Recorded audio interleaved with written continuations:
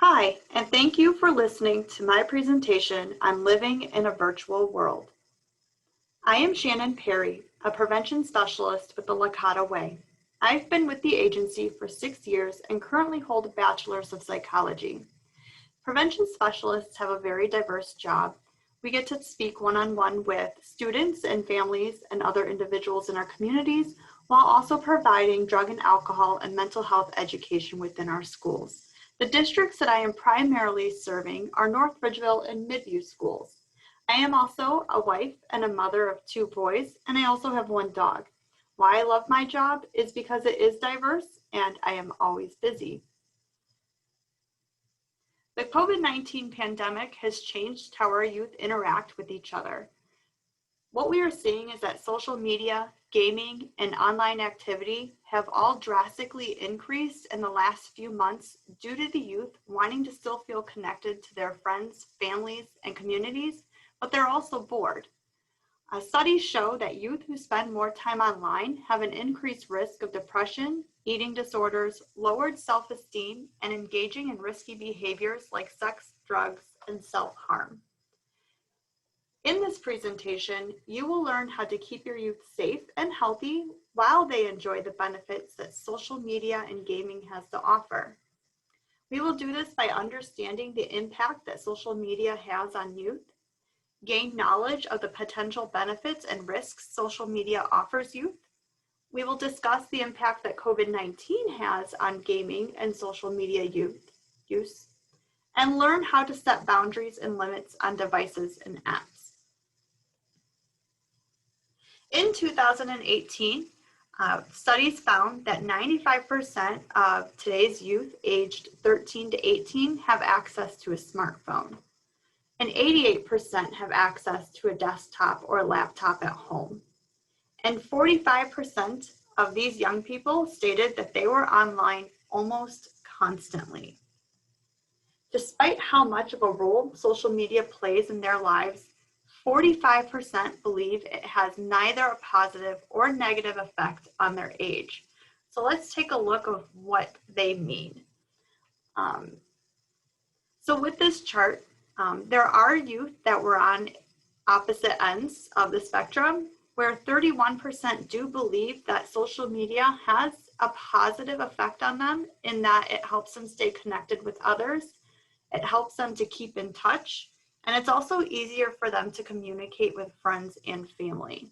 On the negative end, 24% of youth associate social media use with bullying and spreading of rumors, but we also see that 14% of this 24 also states that it might cause distractions and addiction, and that is something that we are going to talk about later in this presentation.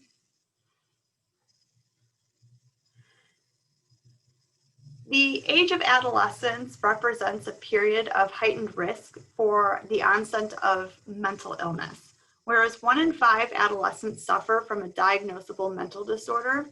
And what we are seeing is that the prevalence of certain mental health issues like depression and suicide have increased significantly among adolescents in recent years. What researchers are also noticing is that this increase in mental health disorders is also coinciding with the increase of technology and social media use, which is leading concerns that there might be a potential link between the two.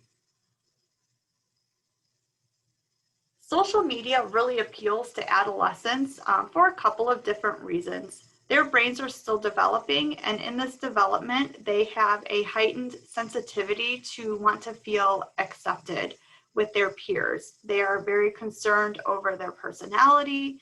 They are very concerned if the hobbies and the interests or the music that they listen to are popular enough. They are concerned about having these established relationships and having this increased independence from adults. And they're also just exploring their own identity. Social media helps youth navigate all of these things that they so desperately need in ways that they are constantly connected to their peers. They can display their personal information, their pictures, what is on their mind very publicly and not realizing that a lot of it is permanent. But then they also have this feedback that they are looking for in ways of comments and hitting the like button or having the views on their videos. And all of this makes teens particularly susceptible to both the opportunities and the risks of new technologies. Jacqueline Nezzi of the North Carolina Medical Journal stated that research on social media and adolescent mental health has proliferated in recent years, with many studies exploring whether more frequent use of social media is associated with various mental health concerns, including depression, body image concerns, and disordered eating and externalizing problems. What this means is that right now, the current studies that we have very mixed reviews on, is there really a negative effect with our young people when it comes to having social media? The new research is just now starting to really investigate those questions of how, why, and for whom social media use may have positive or negative effects on youth development. So let's take a look at some potential risks. So just remember, I just said that there is concern for a link, but there is no causation for a link. So these are just potential risks that researchers are seeing. And the first one is peer interactions.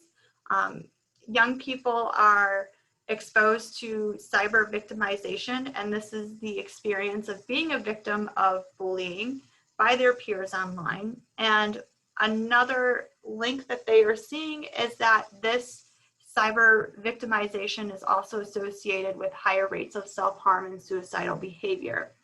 This is because young people are left feeling excluded from their peers, and they have an increased experience of conflict and drama online.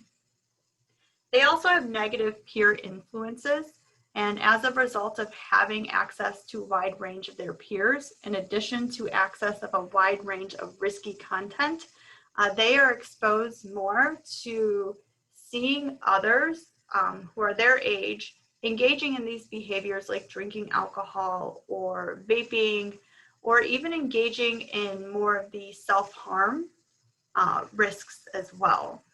Young people are extremely vulnerable to what they are seeing. They don't see the consequences on the other end after a young person has taken part in these risks, whether it is drugs and alcohol or it is a way of self-harm. Therefore, they feel that it is no big deal. It got posted on the internet. It got all the views, so why can't I do the same? There's lots of social comparisons when our youth are on social media. They frequently engage in selective self-presentation on social media, resulting in a stream of posts and images that often portray them in a positive light. This leads youth to engage in negative social comparisons regarding their own accomplishments or abilities or appearance. So to them, the grass always seems greener on the other side, or that they're not good enough. Studies have shown that higher levels of online social comparisons are associated with depressive symptoms in youth, and appearance-specific comparisons on social media may heighten risk for disordered eating and body image concerns. Our youth are just constantly surrounded by these pictures of people who are perfect, or pictures of people who have really layered on the filter apps, have use Adobe Photoshop to change certain aspects of their bodies or their faces. And sometimes youth get lost in all of that, and they forget that a lot of what they are seeing is not real life. And therefore they compare their real life to this fake life that somebody else is portraying. There is also the risk of displacement.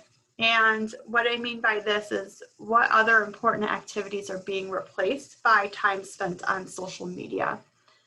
So things to look at is your youth experiencing decreased sleep duration and quality, which just leads to daytime sleepiness, grogginess, moodiness. 40% of adolescents report that they use a mobile device within 5 minutes before going to bed.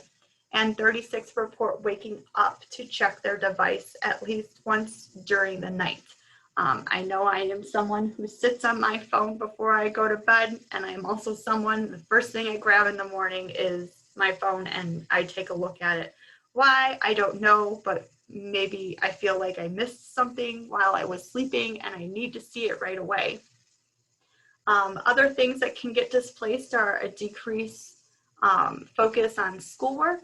Just like in my picture, the little girl has her laptop set up and her phone is out and she is on her phone and not paying attention to what is going on in front of her. And there's also possibly an increased time of accomplishing household chores because they're constantly picking up that phone and checking it.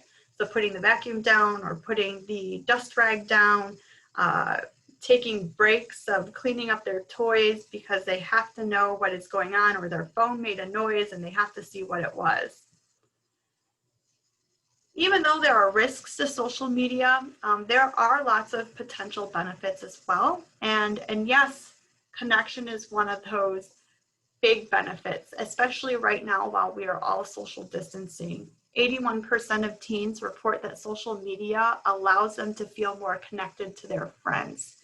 And in a recent national survey, 77% of adolescents reported that social media was at least somewhat important for keeping up with friends on a day-to-day basis.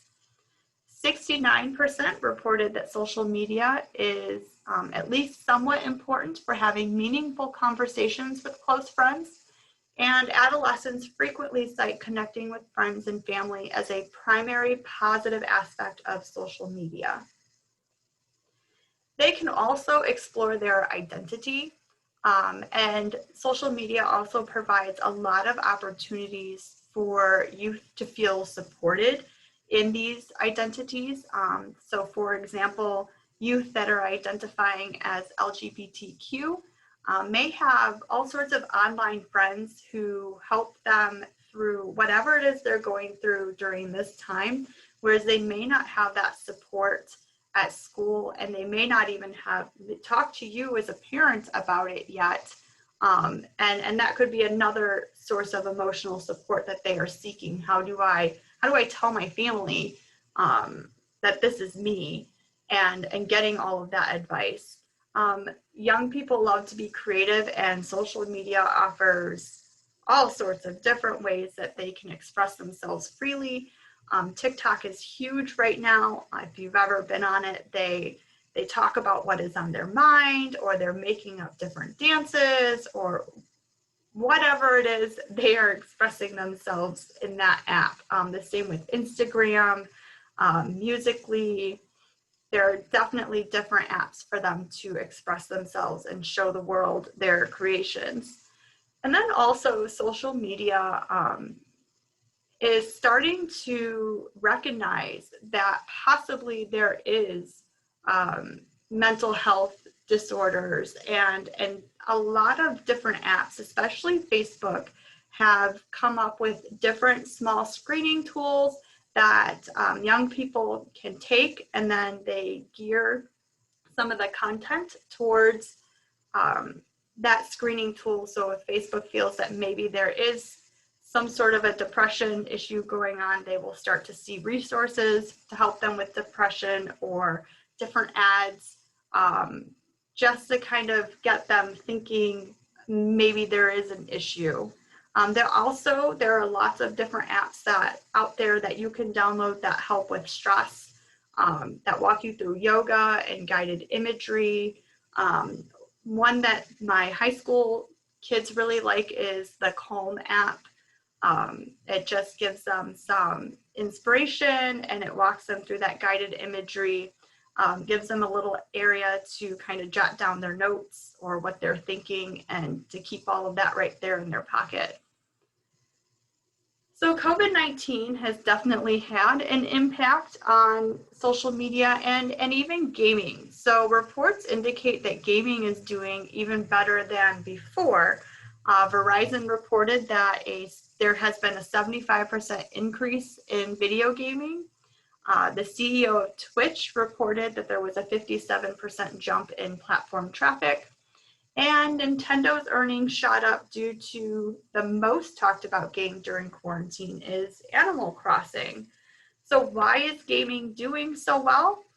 And that is simply because gaming gives people a shared experience while social distancing. So even within our social media, they have their little communities and their friends and people to talk to, and they get to be creative.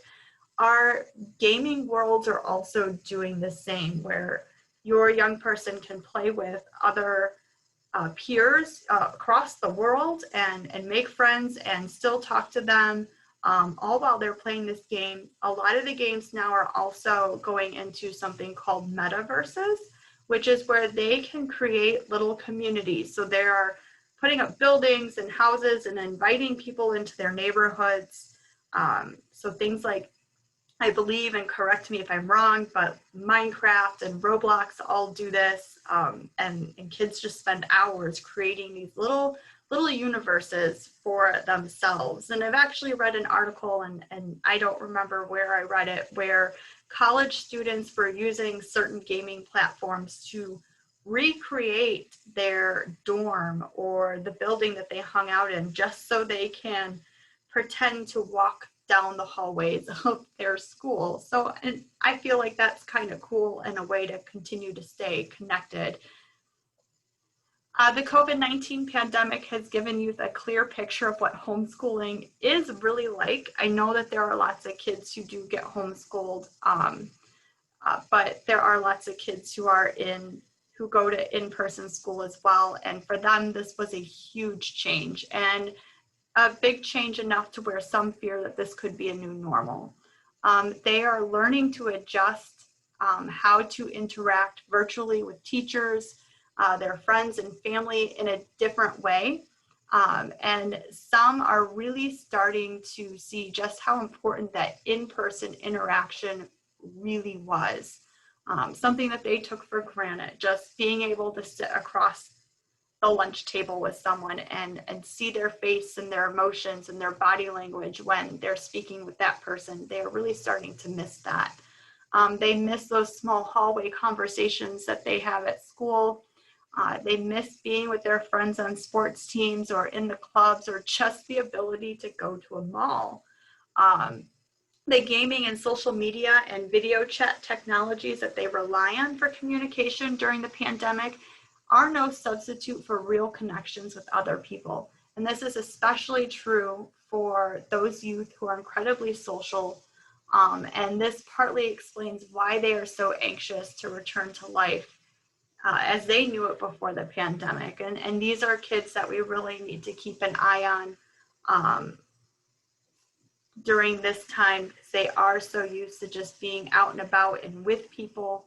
And this could also be why we are seeing some youth maybe participating in things that they once never would dream of. I know that there was a student I was talking to who just was so in desperate need to see friends and to hang out with friends that she snuck out of her window to go hang out with friends, and then ended up getting in trouble.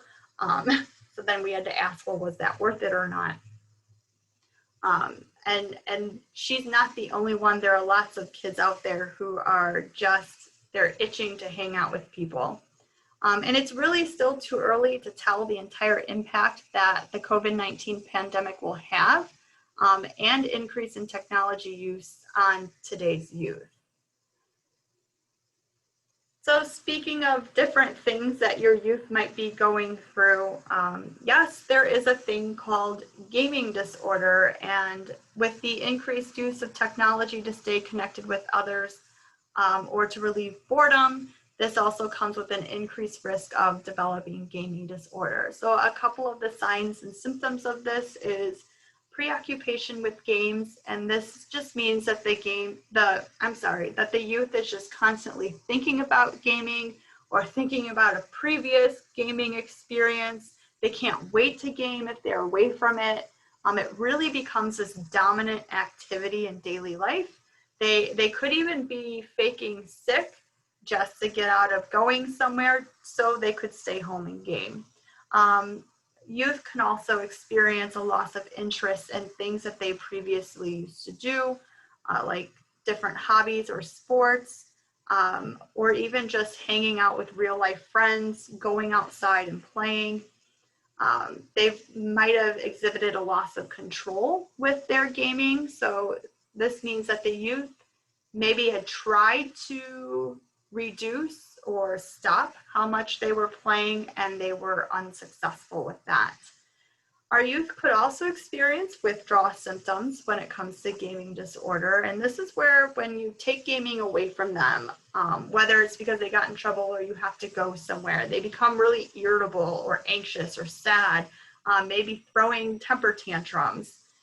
Youth can also build a tolerance to gaming, and this just means that they need to spend more and more time engaged in games, because again, if they're not engaged in the games, they are experiencing those withdrawal symptoms. They continue to play despite any consequences that come their way, and this could include losing a significant relationship because they spend too much time gaming, or a job, or an educational opportunity. Maybe even sports, dropping out of sports or getting in trouble for being late. They start to exhibit sneaky behaviors with gaming disorder. So they might be lying to family members or friends or even therapists about how much they're gaming. And then they use games to cope with life. So it's a form of escapism to them, to relieve a negative mood. Especially if they're feeling helpless or guilty or anxious over something. And don't let the name gaming disorder fool you, because youth can experience these same symptoms if they prefer to use social media apps like Instagram or TikTok over other video games. And if you do feel that your teen is struggling with gaming disorder, there is a hotline, the Lorraine County Navigator line.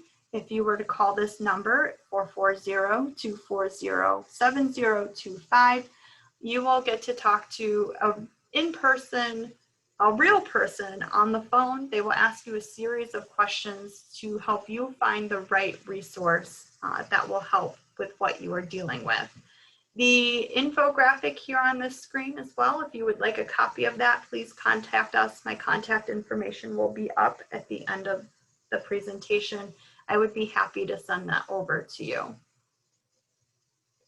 So what can you do here? And this isn't what can I do now that they have a gaming disorder. This can be what can you do to prevent the gaming disorder before it gets to this point. And the first one is to just talk to your youth about social media. Talk to them how to avoid strangers, what information to keep private, general internet safety. Kids don't really realize how much of their private information they just give away with certain posts or pictures or even videos. Their location, details of the inside of their house, or what school they're going to. Some of them, they're very routine in their posts. They do give away a lot of that information. So encourage them to come to you for guidance when questionable content or situations arise. Make sure that you as a parent, you educate yourself on social media. There is so much information out there. It can be, yes, very overwhelming.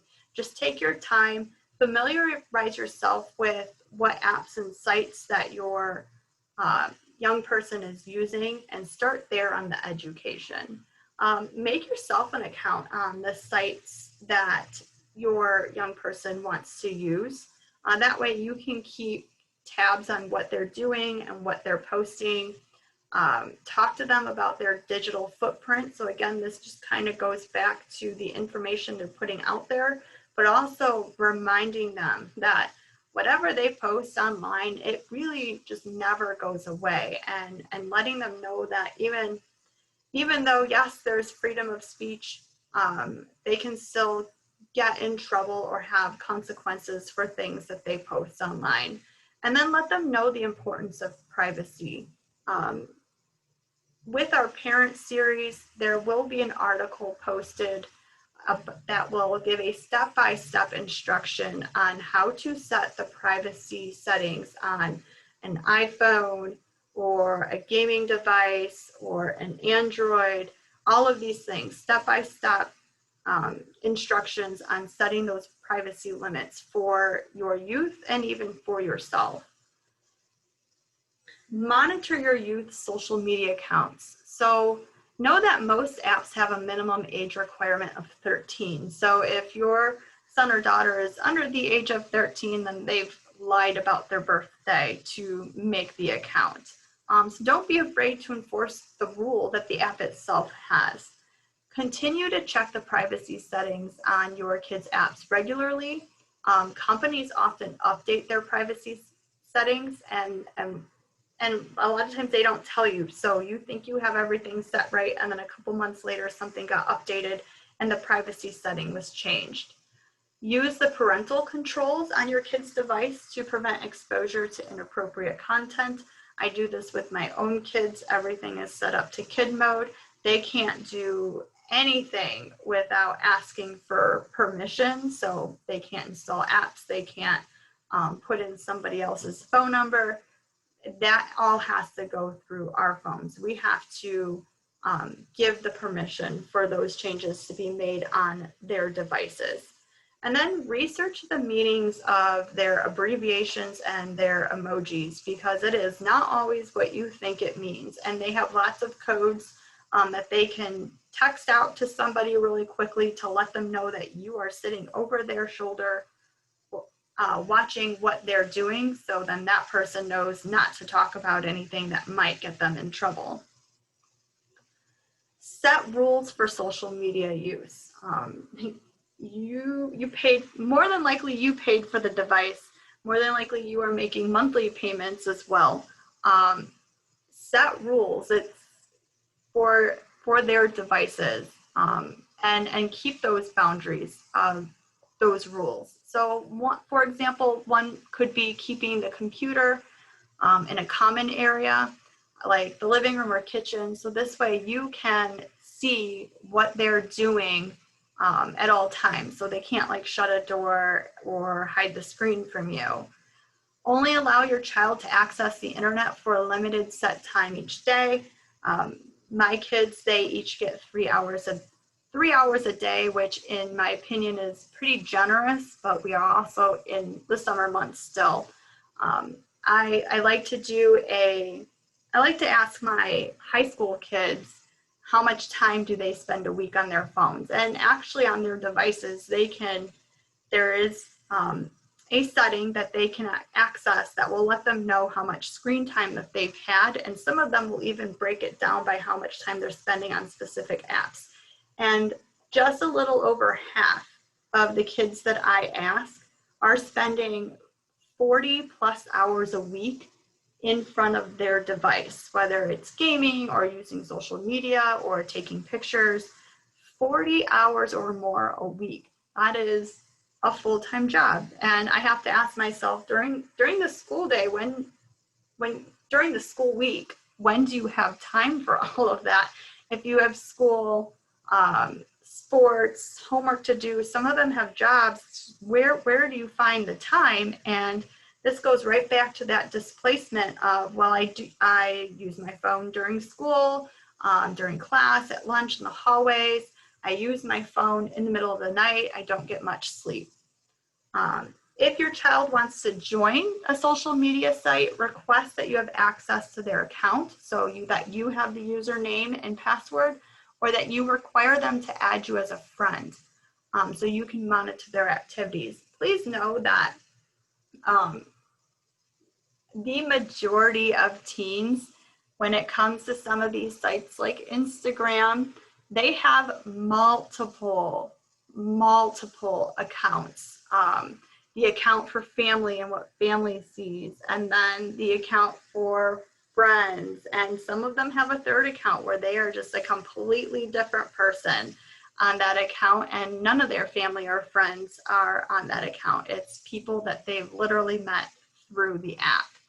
And then stick with the age appropriate sites. I just can't stress that enough. The apps Most of them all say that you have to be 13 or older to even use the app.